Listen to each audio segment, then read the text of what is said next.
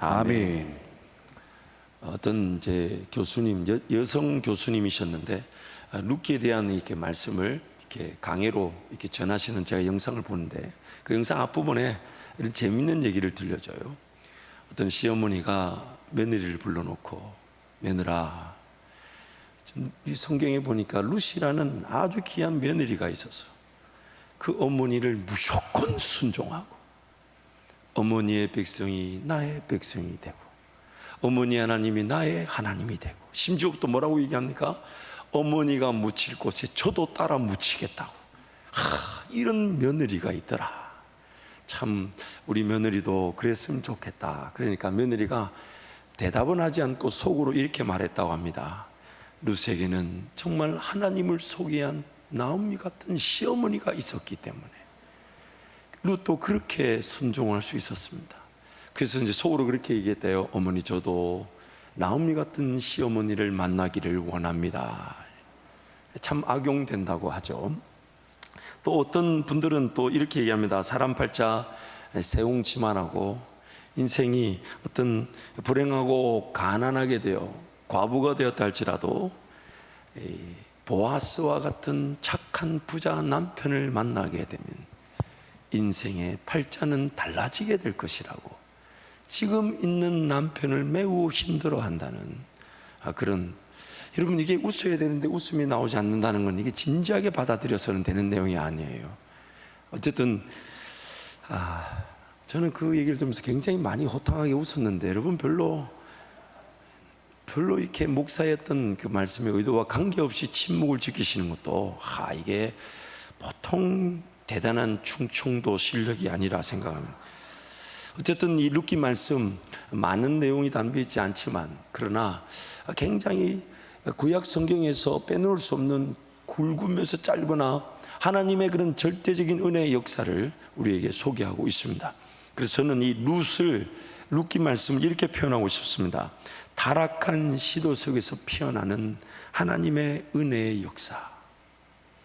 타락한 시대 속에서 피어나는 하나님의 은혜의 역사.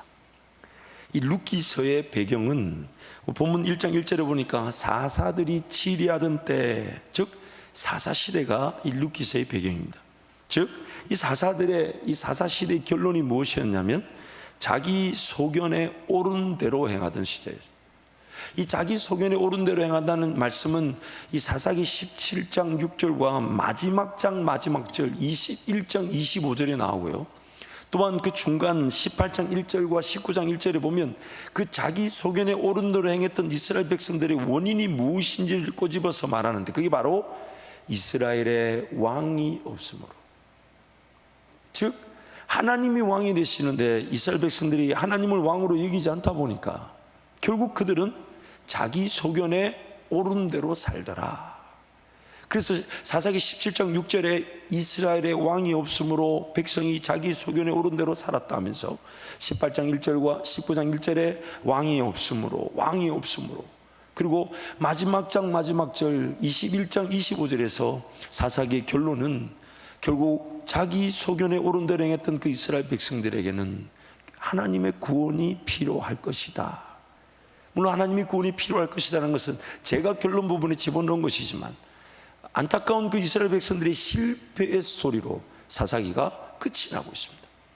그러면서 이 룻기 말씀이 등장하는 것은 실패한 그런 이스라엘 백성들에게도 여전히 하나님은 그들을 위한 구원의 계획을 가지고 계시며 그들을 위한 그 구속, 즉 예수 그리스도를 통한 구원의 그 역사를 진행해 가고 계시더라는 것이죠.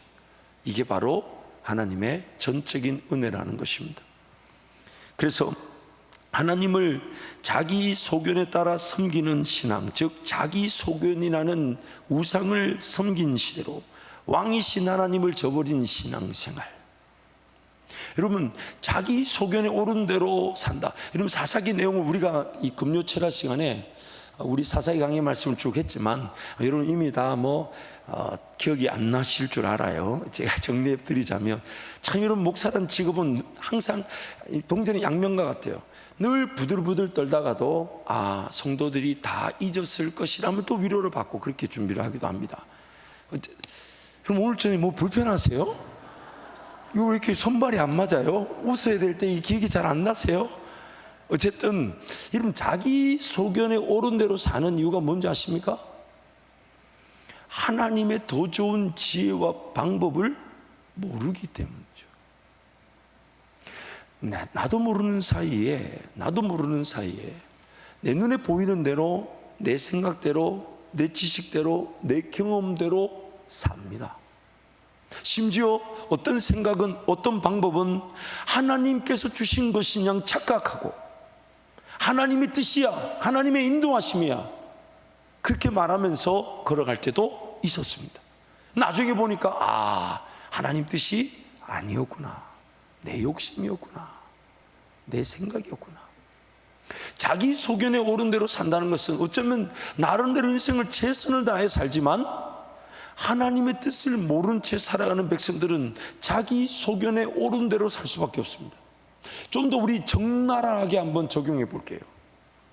내가 지금 오늘 이 새벽에 혹은 내 삶의 매일의 순간에 하나님 그분의 임재나 그분의 만지심 혹은 그분의 뜻, 그분의 음성, 그분의 인도하심에 대한 확신이 없다면, 그러면 내 삶에 오늘, 멀리 갈 것 없이 오늘 수많은 결정과 선택들은 과연 무엇을 기준으로 한 걸까요?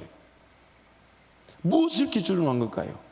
사모하며 기다리며 인내하면서 하나님, 이 결정 어떻게 하면 좋을까요?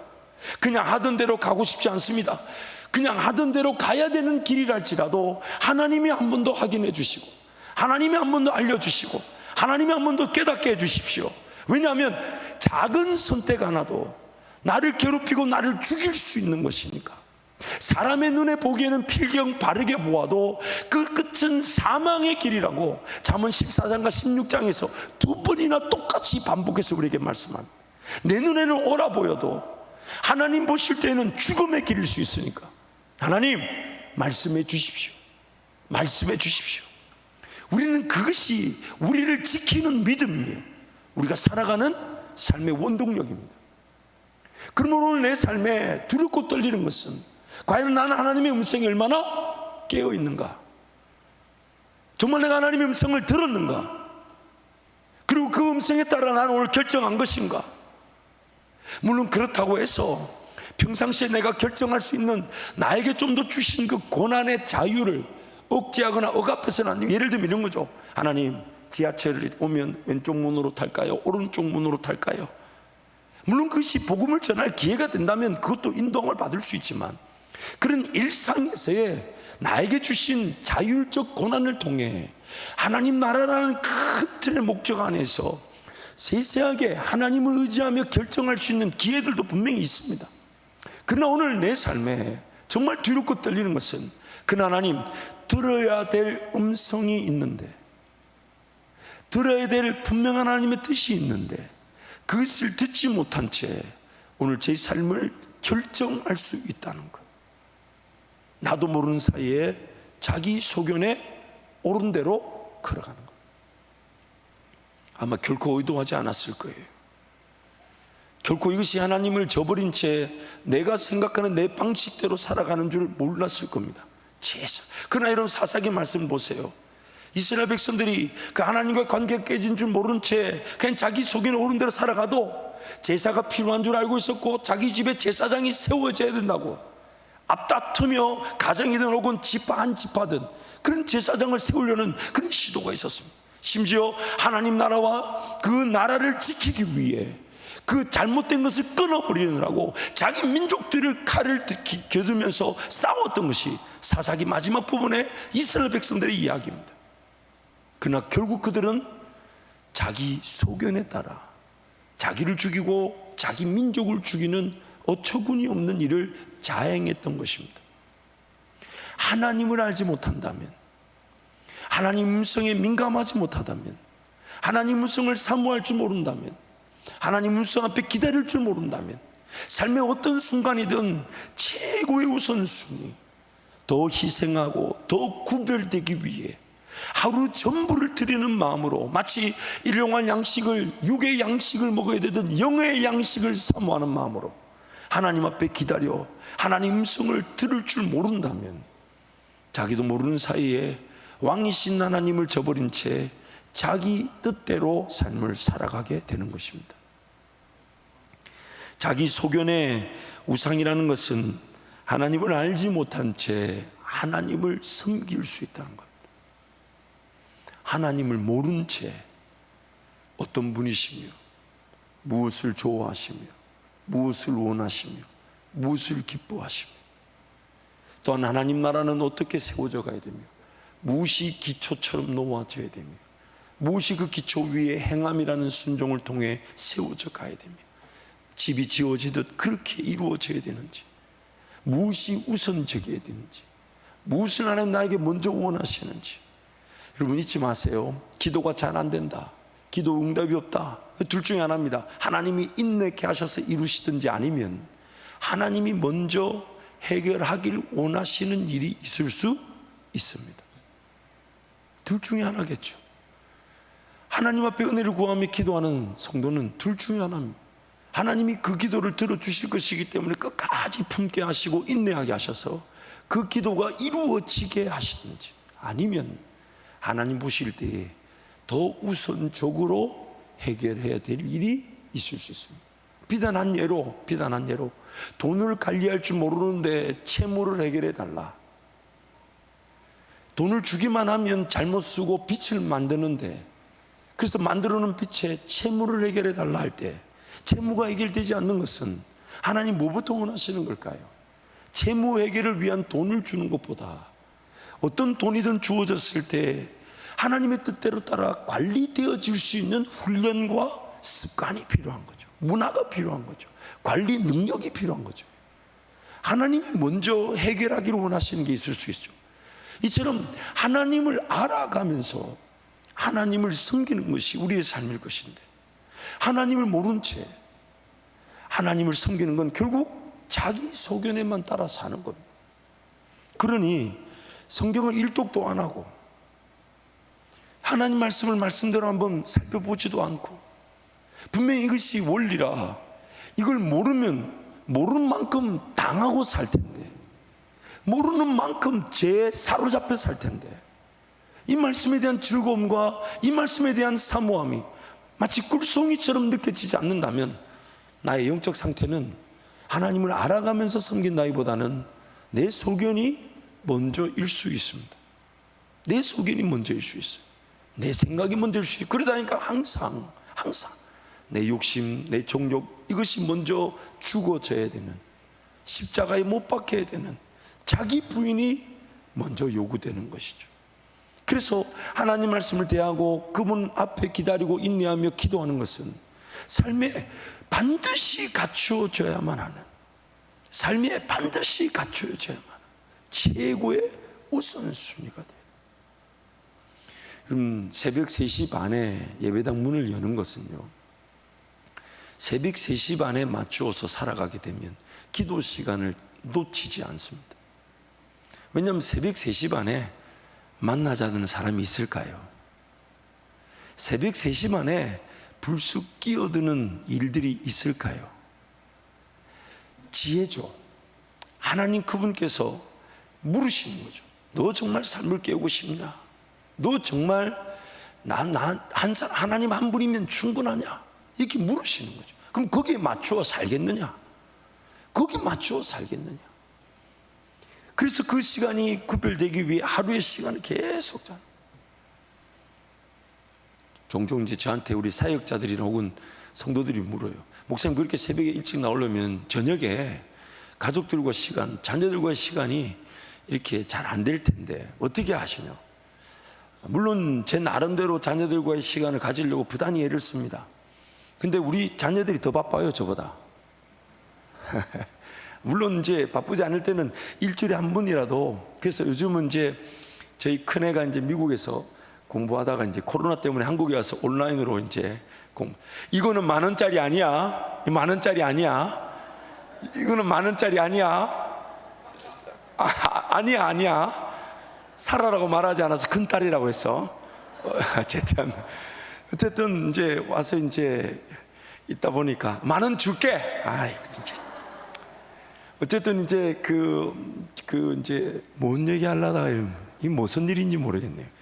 어쨌든 그래서 이제 제 나름대로 고민했어요. 이게 물론 주중에 가능하면 뭐 대화도 하기도 하고 저녁 식사를 하기도 하지만 토요일 날 저녁에는 제가 낮에 시간에 말씀 준비하고 기도하고 토요일 저녁에는 이제 식구들과 식사를 하고 또 대화도 좀 나눠보고 그리고 또 이제 뭐 뜻하지 않게 이제 밥은 제가 사지만 이제 간식 내기 제비뽑기나 가위바위보를 합니다. 참 부모 자식 간이 없더만요. 참 부모 자식 간이 없어요. 어쨌든 그렇게 부단히 애를 쓰죠. 양적인 어떤 시간은 제가 최선을 다하지 못한다 해도 질적 가치만큼은 그래도 좀 추구해 봐야 되지 않냐, 부단히 노력을 하는 것이죠. 그러면서 제가 새벽에 일어나 기도하는 시간을 지키고 싶은 것, 물론 그것이 전부라고 여기지 않습니다. 하나님께서 분명히 불쌍히 여겨주셔서 감당되어질 것들이 감당되어지게 하시겠지만 우선순위는 뭡니까? 우선순위는 과연 내가 하나님을 하나님답게 왕으로 모시고 있는가? 정말 하나님이 삶의 주인이신가? 내가 그분이 말씀하시는 대로 걷고자 하는 종인가? 자녀인가? 그분이 정말 내 삶을 주관하시는 주인이신가? 거기에 맞추어 삶이 재편되어 가는 과정이 평생의 신앙의 정도를 결정하는 것 같아요. 그래서 우리 신앙의 어떤 달라진 모습 뭡니까? 어제 오늘이 좀 다른 건 뭘까요? 예전과 지금이 좀 다른 건 뭘까요? 달라진 건 아마 이거밖에 없을 겁니다. 그때보다 지금은 좀 더 하나님을 일찍 찾고자 하고 정해진 시간에 하나님께로 달려나가고자 하며 하나님 그분께 기도하면 하나님 나를 도우신다는 그 믿음의 차이밖에 없는 것 같아요. 그래서 하나님을 왕으로 모시고 살아가는 인생, 그러나 왕으로 만약 모시지 않는다면, 하나님과의 시간이 우선순위가 되지 않는다면 나는 나도 모르는 사이에 자기 소견, 내 생각, 내 뜻, 그것이 욕심이나 정욕, 심지어 세상의 자랑, 마귀의 미혹인 줄 모르고 그것을 하나님의 뜻인 양 착각한 채 그것을 내세우며 살게 되더라는 것이죠. 그래서 사도행전 17장에 가보면 이런 말이 있습니다. 사도행전 17장 23절 말씀 우리 함께 선포하겠습니다. 내가 두루다니며 너희가 위하는 것들을 보다가 알지 못하는 신에게로 당긴 단도 보았으니 그런즉 너희가 알지 못하고 위하는 그것을 내가 너희에게 알게 하리라. 지금의 아테네라 그러죠. 사도 바울이 아덴 지방에 갔을 때 그 아덴 지방에 있는 사람들이 그 신이라고 그 신의 명패를 붙여놨는데 뭐라고 붙여놨냐면 내가 잘 모르는 신. 그럼 도대체 그 신을 섬기는 목적은 뭘까요? 자기 뜻을 이루기 위한 것일까요? 그 신의 뜻을 알고자 하는 것일까요? 과연 자기 뜻이 더 높은 걸까요? 알지 못하는 그 신의 뜻이 더 높은 걸까요? 결국 알지 못하는 신이라고 붙여놓는 순간 내 능력이 그 신보다 더 큰 거 아닐까요? 굳이 그 신에게 얘기하는 건 그냥 위로받는 거죠. 신세 한탄하는 거예요. 하소연하는 것밖에 되지 않아요. 그 이루어지면 감사하고 안 이루어져도 어쩔 수 없고. 여러분, 우리는 내 뜻이 아니라 하나님의 뜻이 이 땅에 이루어지기 위해, 그러나 그 하나님의 뜻이 어떤 형태로 우리에게 나타나냐면 마음의 소원으로, 나부터 동의가 되는 뜻으로, 내 기도 제목이 그 하나님의 뜻에 부합되어지는 것으로, 그러면서도 내가 뭐라고 기도합니까? 하나님, 내 뜻대로 마시고 아버지 하나님의 뜻대로 이루어 주십시오. 아멘. 그런데 오늘 내 신앙이 하나님을 알고자 하지 않는다면요, 하나님을 잘 모른다면요, 나도 모르는 사이에 자기 소견에 붙들려 살아가는 것입니다. 자기 소견이라는 우상을 하나님으로 착각하며 섬기는 것입니다. 그래서 요한복음 4장 21절 22절에 예수님이 이렇게 얘기하셨죠. 함께 선포합니다. 예수께서 이르시되 여자여 내 말을 믿으라. 이 산에서도 말고 예루살렘에서도 말고 너희가 아버지께 예배할 때가 이르리라. 너희는 알지 못하는 것을 예배하고 우리는 아는 것을 예배하노니 이는 구원이 유대인에게서 남이라. 사마리아 수가성 여인이 우물가에서 예수님을 만납니다. 예수님이 보니까 선지자인 것 같아요. 그래서 수가성 여인 질문을 던지죠. 예루살렘에 있는 유대인들의 말에 따르면 예루살렘에서만 예배를 드려야 된다는데 우리는 예루살렘에 못 가 여기서 예배를 드려야 되는 거 아닙니까? 그러니까 예수님 뭘 하십니까? 그런 게 아니라는 거예요.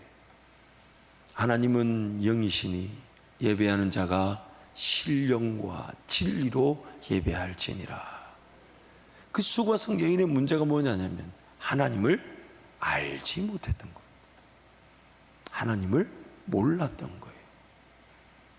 하나님 그분을 모른 채 섬기려고 하니까 진리가 아닌 그 비진리의 문제에 그렇게 사로잡혀요. 쓸데없는 변론과 다툼에 빠지게 돼요. 사실 그렇게 중요한 문제가 아닌데 크게 목숨을 걸고 기어이 그게 상처받고 혼자 쓰러졌니, 낙심했니, 섭섭마귀가 들었니 뭐. 오늘부터 우리 한밭질 모든 성도들을 축복합니다. 섭섭마귀란 존재하지 않아요. 아멘. 자기가 만든 거예요. 자기가 마귀가 얼마나 황당해한지 모릅니다. 지가 섭섭하다 해놓고 마귀를 갖다 붙여가지고 마귀도 굉장히 억울해하고 있어요. 여러분 알지 못한다. 자기 소견에 따라 사는 어리석은 저와 여러분의 문제일 수 있습니다. 그러므로 우리 성도들을 축복합니다. 날마다 하나님을 알아가시기를 축복합니다. 아멘. 그리스도를 아는 지식에까지 자랄지라. 아멘. 배우고 확신한 일에 거하라. 아멘. 주님 말씀하셨으니까 아멘. 날마다 하나님을 알아가십시오. 그래서 하나님 말씀을 묵상하십시오. 제가 너무너무 많이 듣는 고충인데요, 그게 뭐냐면 말씀을 좀 깊이 보고 싶은데 난 아무리 말씀을 봐도 그 깊이를 모르겠다는 거예요. 그래서 제가 예전에는 뭐 청년들한테는 거의 뭐 마귀 대하듯이 얘기했지만 요즘은 이제 그렇게 안 하죠. 저보다 연배가 높으신 분들이 질문 던질 때는 부탁합니다.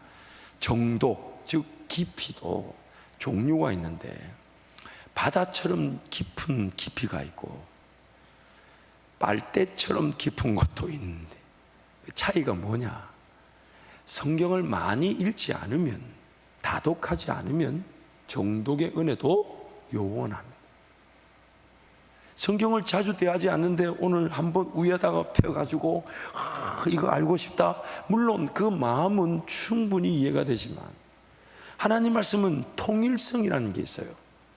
그러나 우리 인간의 형편에서 그 이론적으로 우리를 설득하기 위해 다양한 예시들과 비유들, 예표들, 또한 그 다양한 표현들이 있다 보니까 여러 가지 측면에서 성경을 이해할 만한 말씀이 이렇게 묶여져 있어요.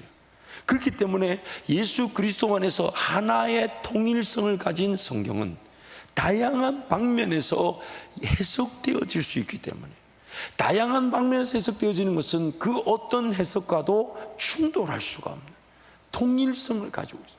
그렇기 때문에 성경은 그 깊이를 맛보기 위해서는 그 넓이, 즉 폭넓은 이해, 다독의 은혜가 필요한 거예요. 다독. 많이 읽어야 합니다. 많이 읽어야 그 말씀의 깊이를 알 수가 있어요. 그 말씀의 깊이, 내 폐부를 찔러 쪼개는 듯한 수박 겉핥기식이 아니라 그것을 쪼개어서 그 단맛을 보는, 그리고 그 말씀을 붙들고 씨름하듯 살아가는 게 바로 하나님의 말씀인 것입니다. 그래서 그 깊이를 알고 싶은 성도들은 다독해야 합니다. 그 다독의 은혜는 사실 15분, 20분 걸리지 않아요. 가능하면 하루에 한 5장 혹은 7장, 뭐 가능하면 30분 정도면 10장을 읽을 수가 있어요. 그러면 약간 성경 전체가 한 100여 일이면 일동하게 됩니다. 그렇게 성경을 읽어 나가서 때가 돼서 또 깊이 있는 말씀을 접하고자 할 때 하나님께서 은혜를 베풀어 주셔서 성경 전체의 맥락을 벗어나지 않으며 그 깊이 있는 해석으로 나에게 은혜를 주실 수 있는 것, 이게 하나님 말씀의 은혜인 것입니다. 그래서 여러분 말씀을 많이 읽으시길 축복합니다. 아멘. 말씀을 자주 대하시고 언제든지 대하시고, 말씀을 대하는 것도 삶의 분명한 우선순위 딱 갖추어 두고 그 시간에 그 어떤 것과 타협하지 않는 말씀을 대하는 즐거움을 누리시길 축복합니다. 아멘. 룻기의 그 저자와 저작 시기에 대해서는 정확하게 설명될 수 있는 근거가 약합니다. 성경으로서의 그 정경적 가치, 그 가치에 따라 포함된, 무슨 말이냐면 구속사적인 의미에서 볼 때 성경 전체의 맥락에서 아주 하나님의 그 전적인 은혜를 설명할 수 있는 분명한 말씀이기 때문에 그 저작 시기와 저자가 불분명해도 성경의 정경적 가치, 성경다운 가치로 인해 룻기가 우리에게 오늘 포함되어져 있는 것이죠. 구약 성경에서 에스더서와 함께 여성의 이름으로 된 두 개의 책 중 하나입니다. 구약 성경에서는 여성의 이름으로 된 책은 두 개죠. 에스더서와 룻기입니다. 그래서 제가 이 룻기의 사전 배경을 이 옥스퍼드 원어 성경 대전에 있는 내용을 좀 소개하겠는데요. 룻기는 사사들이 치리하던 때를 시대적 배경으로 하고 있다. 한마디로 사사 시대는 방향감을 상실한 시대였다. 종교적 도덕적으로 절대적 진리의 기준을 잃어버리고 사람마다 각각 자기 소견에 오른 대로 행하던 시대였다. 그러나 룻기는 이런 어두운 시대에도 신앙을 지켰던 소수의 경건한 사람들의 이야기를 들려줌으로써 하나님의 구속사의 손길은 그러한 순간에도 멈추어지지 않았음과 사사시대에서 왕정시대로 넘어가는 과정에서도 하나님께서 친히 이스라엘의 역사를 섭리하고 계셨음을 보여주고 있다. 더 나아가 이 아름다운 신앙과 사랑의 이야기의 주인공인 룻이 바로 다윗의 조상이라는 점을 밝힘으로써 하나님께서 다윗을 택하시고 이스라엘의 왕으로 삼으신 것이 오래전부터 하나님의 섭리적 계획에 따른 것임을 보여주고 있다. 즉 룻기는 그 자체에 담긴 신앙적인 교훈뿐 아니라 구약의 정경 속에서 사사기와 사무엘서를 하나님의 섭리라는 관점에서 이어주고 있는 역사적 가교 역할을 하고 있는 것이다. 이 한 문단 안에서 룻기 전체의 개요가 담겨져 있는 것 같아요. 그래서 오늘부터 이제 조금씩 말씀을 살펴볼 것입니다. 그리고 오늘 우리의 삶에 어쩌면 사사시대처럼 정말 그 하나님이 절대적인 왕으로 인정받지 못하는 시대, 어쩌면 내 삶에도 여전히 하나님이 주인이 아닌 내가, 내 의견이, 내 소견이 주인인 그런 삶을 살아가고 있다면 룻기 말씀을 통해 하나님의 전적인 은혜가 오늘 우리 삶 가운데 회복되어지게 될 줄 믿습니다. 오늘 말씀을 또 나눌 두 번째 내용은 하나님의 은혜의 역사는 오직 하나님의 은혜로만 가능합니다. 하나님의 은혜의 역사는 오직 하나님의 은혜로만 가능합니다. 하나님의 백성의 회중에 들지 못하는 모압 여인이 은혜의 주역이 되었다는 것은 하나님의 전적인 은혜로 하나님의 역사가 시작되었다는 것을 뜻합니다. 사람이 계획할 수 있는 일이 아니었다는 것. 이스라엘 백성들이, 그 유대인들이, 하나님의 백성이라는 사람들이 하나님의 은혜를 계획하고 바라고 사모할 때에 감히 그 유대인, 즉 하나님의 백성의 반열에 들어설 수 없는 모압의 여인을 결혼시켜 데리고 와서 그를 통해 왕정시대, 즉 다윗이라는 인물이 태어날 수 있는 하나님의 그 섭리를 누가 감히 계획할 수 있겠습니까? 누가 감히? 사사시대의 하나님의 은혜는 하나님의 백성들을 끝까지 인내해 주시고 어떤 영적 수준과 상황이든지 간에 그것에 걸맞는 사람들을 사사로 세우셔서 자기 백성들을 구원하셨습니다.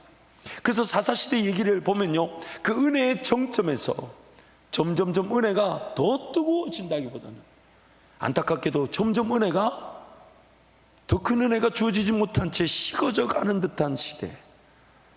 처음에 그 사사시대 시대의 첫 번째는 뭡니까? 그 갈렙이 그 하나님이 약속하신 땅을 차지하고 또한 그 기라세벨이라는 그 아랫 성을 누군가 차지하면 내 딸을 주겠다. 그래서 그 온니엘이라는 사람이 일어나 그 땅을 차지하고 갈렙의 딸을 아내로 맞이하고, 갈렙의 딸은 그 땅으로 가면서 아버지한테 배운 거는 마치 하나님 나라는 침노하는 자들의 것이라는 것처럼 아버지한테 셈을 달라고 요구하고 지경이 넓어질 기회만을 포착하고, 그래서 그 온니엘 가정이 그 땅을 차지하는 것으로 갈렙의 가정이 그 땅을 온전히 차지하는 것으로 시작되지만 막상 하나님을 떠나고 방황하는 그 이스라엘 백성들의 모습, 너무너무 안타까운 것은 12지파 중에 성경이 지금 말하는 바는 여호수아와 갈렙의 가정 빼고는 12지파 전체가 하나님이 약속으로 땅을 준 그 가나안 땅을 제대로 차지하지 못했다는 겁니다. 제대로 차지해야 될 기준이 세 가지였어요. 그 땅의 옛 거민, 그 땅에 머물고 있던 하나님 나라와 하나님의 법을 모르고 살았던 옛 거민들, 예수님 믿기 이전의 생활 방식들, 이런 것들을 옛 거민들을 몰아내고 두 번째 그들이 섬기던 우상을 멸하고, 세 번째 그들이 우상을 섬겼던 산당들을 없애라. 그런데 성경이 뭐라고 얘기합니까? 그 사람들 옛 거민들을 몰아내지 않고 물 깃는 자로, 노동하여 농사를 돕는 자로 몰아내지 않았다고 말하잖아요. 결국 사사기에서 뭐라고 말합니까? 너희들이 몰아내지 않은 그 옛 거민들이 너희 옆구리에 가시가 되고, 너희 눈에 가시가 되어 옆구리에 올무가 되어 너희를 괴롭히게 될 것이다. 그래서 그 괴롭힘을 당할 때 하나님께서 사사를 세우신 것이 갈렙의 사위였고 기랏 세벨을 차지했던 온니엘이었지 않습니까? 그러나 또 이스라엘 백성들이 죄짓고 방황했을 때 또 사사를 세우고, 그래서 구원을 받았는데 또 죄짓고 방황에 또 사사를 세우고, 그런데 그 죄짓고 방황하는 일이 늘어나면 늘어날수록 하나님이 계속해서 기다리시고 기회를 주셨는데, 그들이 그 기회를 기회로 여기지 않고 계속 방지하게 머무니까, 그럼에도 불구하고 그 영적 수준, 점점점 영적 수준은 악화가 되어져 가고, 하나님의 그 은혜가 더 터부시되고 방지하게 여겨지는 중에도 하나님은 그에 합당한 영적 수준에 그에 합당한 사사들, 일꾼들을 세우셔서 그들을 구원해 주셨지만은 그 사사들의 수준도 점점 질적 가치가 떨어져 갔죠. 나중에는 사사가 있긴 있었는데 그 사람이 뭘 했는지도 등장하지 않은 채 많은 첩을 두었더라, 많은 자식을 두었더라, 많은 성을 가졌더라, 많은 나귀를 탔더라. 점점 그 영적 수준이 떨어져 가죠. 나중에는 더 이상 어쩌면 그 가운데 사사를 세우기조차 어려운 시절, 그래서 어쩌면 하나님께서 모압 여인 룻을 세우신 건 아닐까요? 심지어 점점 더 타락해가는 상황 속에서도 하나님께서는 자기 백성들을 위한 은혜 역사를 포기하지 않으셨다는 겁니다. 사사들이 치리하던 때를 원어로 직역하면, 이 우병훈 교수님의 책에 나오는 내용인데, 사사들이 사사 노릇하던 시대. 우리 오늘 룻기 1장 1절에 나오는 사사들이 치리하던 때를 직역하면 사사들이 사사 노릇하던, 어쩌면 자칭 사사란 자들이 있었지도 모릅니다. 하나님께서 끝까지 포기하지 않으시고 한 사람을 찾으셨고, 그 한 사람이 모압 여인 룻이었다는 것은 굉장한 역설적 의미가 포함되어져 있습니다. 하나님의 전적인 은혜가 아니었다면 그리스도 십자가 구속의 사랑이 완성될 수 없었을 것입니다. 하나님 홀로 하나님의 전적인 은혜를 통해 은혜 역사를 성취하신 것이죠. 또한 이 첫 번째 며느리 오르바도 시어머니 나오미를 따르기로 했죠. 그래서 첫 번째 며느리 오르바도 시어머니 나오미를 따르기를 원하였지만 그 오르바는 끝까지 행할 능력이 없었던 반면에 룻은 원하기도 하였고 또한 행함에 순종을 보였습니다. 두 번째 이 모압 며느리 룻이 첫 번째 며느리 오르바와 비교되고 있는 것은 룻의 자격이나 자질의 탁월함이 아닌 하나님께서 그분의 전적인 은혜만으로 하나님의 백성들을 위한 구속의 역사를 성취하고 계심이 강조되고 있습니다. 룻이 어떤 자격을 갖추었고 자질이 좋았다라는 것을 성경이 말하고 있는 게 아니에요. 왜냐하면 그 룻의 자격이나 자질에 대해서 말하는 성경 내용이 한 구절도 등장하지 않아요. 오르바도 룻도 원했습니다. 시어머니 나오미를 따라가기를 원했습니다. 오르바도 끝까지 따라가려고 했지만은 재차 너희 땅으로 돌아가라, 너희 땅으로 돌아가라는 그 시어머니의 말에 오르바는 울면서 돌아갔고, 근데 룻은 뭐라고 얘기합니까? 저는 절대로 가지 않겠습니다. 어머니의 백성이 나의 백성이 되고 어머니 하나님이 나의 하나님이 되고 어머니가 묻히는 곳에 나도 묻히겠습니다. 근데 그 고백이 과연 누구의 실력인가 하는 거예요. 룻 그 개인의 자격이나 자질을 말하는 것일까요? 아니면 모압 여인을 선택하셨던 하나님의 역사를 강조하는 것일까요? 오르바와는 다르게 룻이 끝까지 시어머니 나오미를 따른 것은 룻의 훌륭함이 아닌 룻을 부르시고 붙드시고 끝까지 순종할 수 있도록 인도하신 하나님의 전적인 은혜입니다. 룻이 그렇게 순종하고 그렇게 고백할 수 있었던 것은 룻을 미리 정하시고 택하시고 부르신 하나님께서 선물로 믿음을 주셨기 때문임을 반증하는 것입니다. 룻이 자격이나 자질을 가진 것이 아니라 하나님이 룻을 통해 역사를 이루시기 위해 룻에게 모압 여인임에도 불구하고 선물로 믿음을 주셔서 끝까지 하나님이 인도하시는 그 길을 따를 수 있었다는 것입니다. 오르바도 귀한 자세를 가지고 있었지만 원함의 상태에만 그쳤다는 것은 오르바에게 없는 능력이 룻에게 주어졌기 때문입니다. 무엇보다도 이 오르바 룻, 이 나오미의 관계, 오늘 본문 말씀에서 하나님의 극적인 그 역사, 하나님의 전적인 은혜만을 강조하고 있는 내용이 무엇이냐면, 만약에 룻이 시어머니 나오미와 함께하지 않았다면 남편 엘리멜렉의 기업이 유지 보존되지 못했을 것입니다.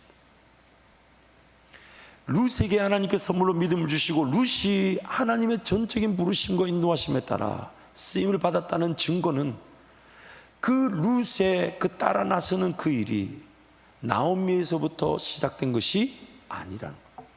나오미는 분명히 룻을 돌려보내려고 했는데, 만약에 룻을 나오미가 돌려보내서 나오미 홀로 자기 땅으로 돌아왔다면 잃어버렸던 기업을 찾을 수 있었을까요? 자기 남편과 아들이 물려받아야 될 그 기업을 나오미는 과연 관리할 수 있었을까요? 시어머니 나오미의 계획과는 다르게 하나님께서는 룻으로 하여금 나오미와 함께하도록 인도하셨습니다. 만약 룻이 함께하지 않았다면 나오미의 삶은 평생 타인의 다장마당에서 떨어진 이삭으로 연명하는 수준에 머물렀을 겁니다. 룻이 만약에 함께하지 않았다면, 하나님께서 룻을 나오미에게 붙여주지 않으셨다면 나오미는 결코 계획하지 않았던, 그러나 만약 룻이 없었다면 나오미의 삶은 아마 이스라엘 백성 전체가 돌봐야 될 과부에 지나지 않았을 것입니다. 타인의 다장마당에 떨어진 그 이삭을 주워서 먹으며 살아가는 삶으로 살았을 것입니다. 하나님의 룻을 부르심을 통해 하나님께서 나오미의 계획과는 다르게 룻을 부르시고 함께 하도록 하심으로써 하나님께서 주신 기업이 손실되지 않고 관리 경작되어 열매를 거두게 하신 것이죠. 이게 하나님의 전적인 은혜의 증거라는 것입니다. 그래서 이 부분이 굉장히 중요한데요, 하나님의 룻을 부르심을 통해 사라져 버렸을 백성에게, 먹고 살기 위해 세상을 방황하며 모압에 내려갔던 그 엘리멜렉의 가족들, 그냥 이름도 없이 빛도 없이 사라져 버렸을 것인데, 하나님이 룻을 부르심을 통해 사라져 버렸을 백성에게 그들의 관리하고 경작해야만 했던, 그러나 방치되고 버려진 땅이 오직 하나님의 주권에 의해 회복되도록 하나님이 역사를 펼치신 것이, 이게 룻기의 핵심 중의 핵심. 내버려 두었으면 세상 가운데 이리저리 방황하며 사라져 버렸을 겁니다. 사라져 버렸을 겁니다. 그래서 나오미가 이렇게 번하자. 나를 나오미라 부르지 말고 마라라 부르라. 기쁨이 아니라 뭐라고요? 슬픔이다.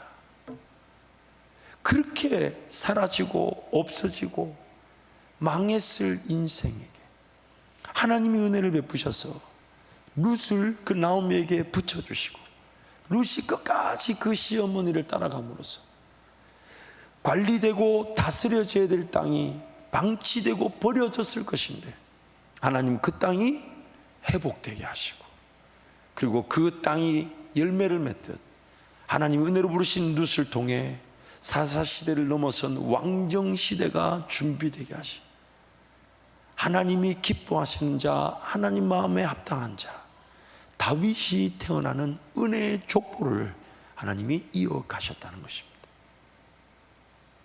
그러므로 하나님의 은혜의 역사는 사람이 결코 자랑하지 못하는 것으로 오직 하나님의 은혜로만 은혜의 역사가 지켜지고 세워져 완성되는 것입니다.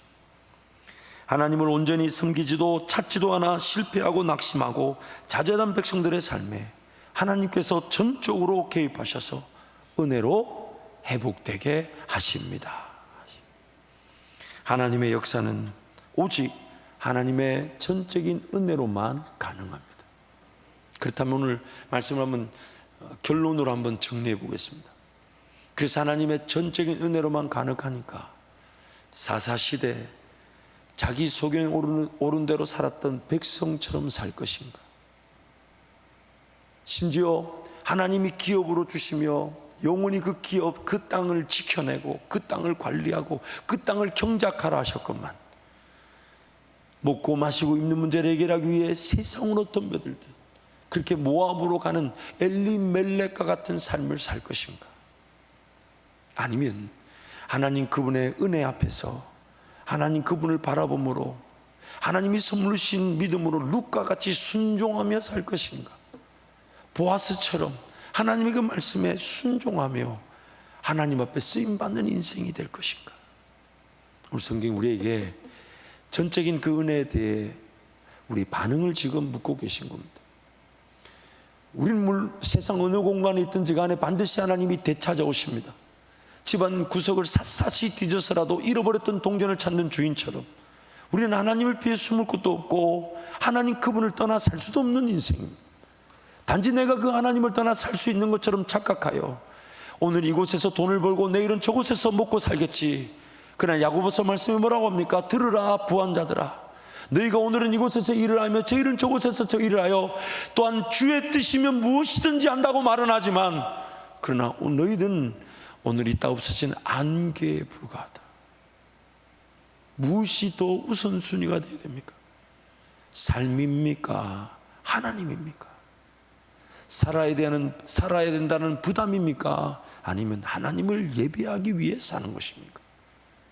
살기 위해 하나님을 찾는 것입니까? 아니면 하나님의 욕망을 위해 삶이 쓰여지는 것입니까? 어떤 공간에서도 우리는 룻과 같이 또한 실패한 이스라엘 백성들 가운데서도 하나님은 은혜의 역사를 꽃피울 수 있으니까 그럼 내 삶을 방작에 내버려 두어 사사시대 이스라엘 백성들처럼 하나님을 알지 못한 채 내 소견으로 살아갈 것입니까? 아니면 하나님 나에게 믿음을 주셔서 나도 룻처럼 하나님의 백성, 하나님의 그 영광의 기업을 물려받고 비록 하나님의 그런 나라에 걸맞지 않는 이방 여인, 하나님 그분께 결코 걸맞지 않는 죄인이랄지라도 하나님 저를 통해서라도 은혜의 역사가 펼쳐지게 하신다면 하나님 제 삶이 하나님이 선물로 주신 믿음으로 하나님만을 따르며 살아가기를 원합니다. 아멘. 또한 보아스처럼 그 지경을 지켜내고 또한 하나님의 말씀에 따라 또한 그 룻을 자기 아내로 맞아들여 그 기업을 물러냄으로써 다윗뿐만 아니라 예수 그리스도의 족보에 그 은혜의 족보에 쓰임받는 인생으로 하나님 살아가기를 원합니다. 아멘. 루키서 말씀을 통해 오늘 저와 여러분에게 주신 말씀을 하나님께서 깨닫게 하여 주셔서 아멘. 이 혼탁하고 어려운 세대 속에서 진정한 하나님의 나라와 하나님의 땅을 지켜내고 성령을 위하여 심고 성령을 위하여 열매를 거두는 복된 인생들이 되시기를 축복합니다. 아멘. 그래서 함께 통성으로 함께 기도하겠습니다. 여러분 오늘 룻기 말씀의 그런 전반적인 내용들을 한번 두 가지로 생각해 보시죠. 내 인생이 비록 실패하고 쓰러지고 넘어졌다 해도 자격이나 자질을 묻자면 하나님께 결코 쓰임받을 수 없는 불행한 인생이랄지라도 하나님이 선물로 믿음을 주신다면 내 인생도 룻처럼 하나님 나라 영광을 위해 쓰임받게 될 것이니까 하나님 나를 불쌍히 여겨주시고 내 인생 주님께 쓰임받는 하나님 은혜의 역사를 위하여 쓰임받는 인생이 되게 하여 주옵소서. 사사시대 이스라엘 백성들처럼 소견에 오른 대로 하나님을 알지 못한 채 그냥 내 생각, 내 뜻, 내가 따라갈 수 있고 내가 할 수 있는 그 방식에 사로잡히지 않게 하여 주시고, 하나님을 알아가게 하여 주시고, 하나님을 더욱더 신뢰하며 기다리며 하나님만 바라보는 제 삶이 되게 해달라고 우리 주님 세 번 잡고 함께 기도합니다. 주여